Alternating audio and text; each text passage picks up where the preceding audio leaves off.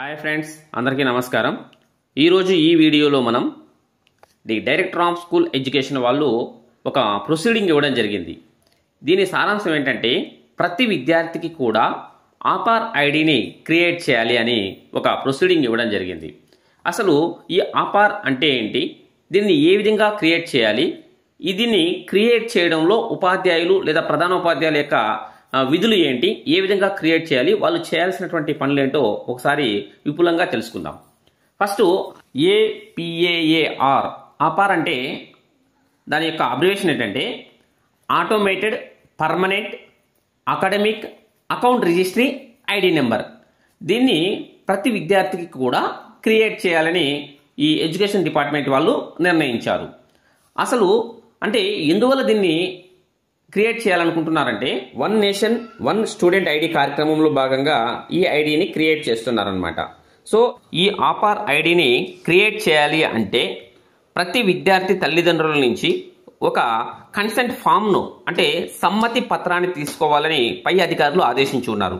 అసలు ఈ సమ్మతి పత్రం ఎందుకు, దేనికోసం మనం ఈ సమ్మతి పత్రాన్ని తీసుకోవాలి అంటే ఈ సమ్మతి పత్రంలో ఏముంటుంది అంటే ఈ ఆపార్ ఐడిని సృష్టించడం మరియు డిజి లాకర్ ఖాతాను తెరవడం కోసము ఇక్కడ ఆధార్ సంబంధించినటువంటి విద్యా మంత్రిత్వ శాఖతో జారీ చేసినటువంటి ఆధార్ నెంబరు మరియు జనాభా సమాచారాన్ని పంచుకోవడానికి స్వచ్ఛందంగా నా సమ్మతిని నేను అంగీకరిస్తున్నాను అని తెలియజేయడం కోసము ఈ సమ్మతి పత్రాన్ని తీసుకుంటున్నారు.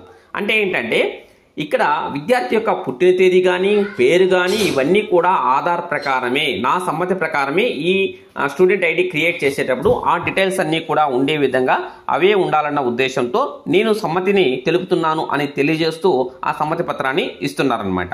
అంటే ఒకవేళ ఏవైనా చేంజెస్ ఉన్నట్లయితే అక్కడ మార్చుకొని దాని ప్రకారము ఇక్కడ ఐడిని క్రియేట్ చేసుకోవాల్సి ఉంటుంది. అంటే ఆ క్రియేట్ ఐడి చేసుకోవడానికి విద్యార్థుల యొక్క తల్లిదండ్రులందరూ కూడా సమ్మతి తెలుపుతా ఉన్నట్టు, అంటే ఏవైనా మిస్టేక్స్ ఏం లేకుండా ఇవి మా ఇష్ట ప్రకారమే ఈ పేరుతో ఈ డేట్ ఆఫ్ బర్త్తో మా విద్యార్థికి మేము ఈ క్రియేట్ చేయడానికి ఐడిని క్రియేట్ చేయడానికి మేము సమ్మతి తెలుపుతున్నాము అని తెలియజేయడం కోసము ఇక్కడ సమ్మతి పత్రాన్ని తీసుకోవడం జరుగుతోంది. ఈ సమ్మతి పత్రం ప్రకారమే అక్కడ డీటెయిల్స్ అన్ని కూడా అప్లోడ్ చేయాల్సి ఉంటుందన్నమాట. సో ఇప్పుడు ఏ విధంగా ఆ సమ్మతి పత్రం ఉంటుంది, అందులో ఐడిని ఏ విధంగా క్రియేట్ చేస్తారో ఒకసారి చూద్దాం. ఫస్ట్ మనం ఏం చేయాల్సి ఉంటుందంటే యూడీఎస్ ప్లస్ లో స్టూడెంట్ ప్రొఫైల్లోకి వెళ్తాము. అక్కడ యూజర్ ఐడి పాస్వర్డ్తో లాగిన్ అవుతాం. మన పాఠశాల లాగిన్ ఓపెన్ అయిన తర్వాత ఈ విధంగా వస్తుంది. అందులో మనము 2024-25 తీసుకున్న తర్వాత ఇక్కడ మనకి సైడ్ ఆప్షన్స్ వస్తాయి చూడండి. ఇక్కడ జాగ్రత్తగా గమనించినట్లయితే అపార్ మాడ్యూల్ అని ఒక ఆప్షన్ ఉంది. ఈ అపార్ మాడ్యూల్ మీద క్లిక్ ఇవ్వండి. అపార్ మాడ్యూల్ మీద క్లిక్ చేస్తేనే మనకి ఇక్కడ క్లాసు అడుగుతుంది, క్లాసు లేదా గ్రేడ్ అని. అక్కడ క్లాస్ తీసుకుంటాం. ఫస్ట్ సపోజ్ మనము 6th క్లాస్ లేదా 3rd క్లాస్ తీసుకున్నాం అనుకోండి. ఆ తర్వాత సెక్షన్ అడుగుతుంది. సెక్షన్ వచ్చేసి ఏ సెక్షన్, తర్వాత గో మీద క్లిక్ ఇస్తాం. ఈ విధంగా వస్తుంది. ఇందులో ఆ పాఠశాలలో ఉన్నటువంటి విద్యార్థుల డేటా అంతా కూడా మనకు కనిపిస్తుంది. సో ఇప్పుడు మనం ఏం చేస్తామంటే ఇక్కడ చూడండి, స్టేటస్ వచ్చేసి పెండింగ్ ఉంది, ఆపార్ ఐడి నాట్ అవైలబుల్ ఉంది, యాక్షన్ ఉంది. ఇక్కడ మనం ఏం చేస్తామంటే జనరేట్ మీద క్లిక్ ఇవ్వాలి.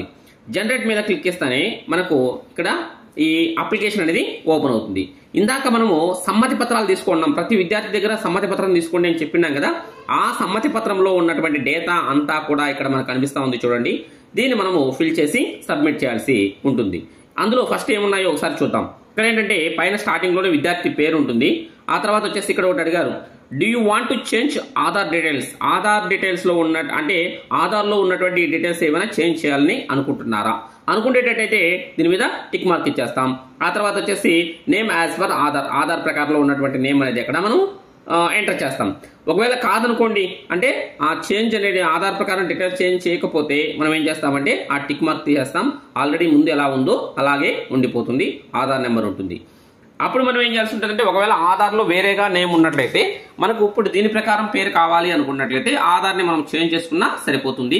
లేకపోతే ఆధార్ని చేంజ్ చేసుకున్నాము, ఆధార్ ప్రకారమే మన పేరు ఉండాలనుకున్నట్లయితే ఇక్కడ do you want to change Aadhaar details ఉంటే దాని మీద క్లిక్ ఇచ్చేసి దాని ప్రకారము నేమ్ సెట్ చేసుకుంటే సరిపోతుంది. తర్వాత ఏం చేస్తామంటే ఇక్కడ చూడండి, ఇక్కడ ఐ డాష్ యాజ్ ద మళ్ళీ డాష్ అంటే సెలెక్ట్ ఇచ్చాడు. ఈ డాష్లో ఏం చేస్తామంటే వాళ్ళ యొక్క ఫాదర్ నేమ్ సెలెక్ట్ చేస్తాం, అంటే ఫాదర్ నేమ్ ఎంటర్ చేస్తాం. ఫాదర్ నేమ్ కానీ లేదా గార్డెన్ నేమ్ కానీ మనం అక్కడ సెలెక్ట్ చేసుకుంటాం. అంటే గార్డెన్ అయితేనే గార్డెన్ సెలెక్ట్ చేసుకుంటాం, లేకపోతే ఫాదర్ను అక్కడ ఎంటర్ చేస్తాం. సెలెక్ట్ దగ్గర ఏం చేస్తామంటే అక్కడ మనం ఫాదర్ని ఎంటర్ చేసినట్లయితే ఫాదర్ తీసుకుంటాం, మదర్ ఎంటర్ చేసినట్లయితే మదర్ తీసుకుంటాం. ఒకవేళ లీగల్గా గార్డెన్ ఉన్నట్లయితే గార్డెన్ ఎంటర్ చేస్తే గార్డెన్ తీసుకుంటాం. ఇక్కడ తర్వాత అది తీసుకున్న తర్వాత నెక్స్ట్ ఏం చేస్తామంటే ఇక్కడ చూడండి ప్రూఫ్, మనం ఏం ప్రూఫ్ ఇస్తున్నాము, అక్కడ ప్రూఫ్ వచ్చేసి ఆధార్ ఇస్తున్నాము. ఇక్కడ మ్యాక్సిమం ఆధార్ తీస్తాము. అక్కడ ఈ గర్ల్లో ఆధార్ యొక్క నెంబర్ను ఎంటర్ చేస్తాం.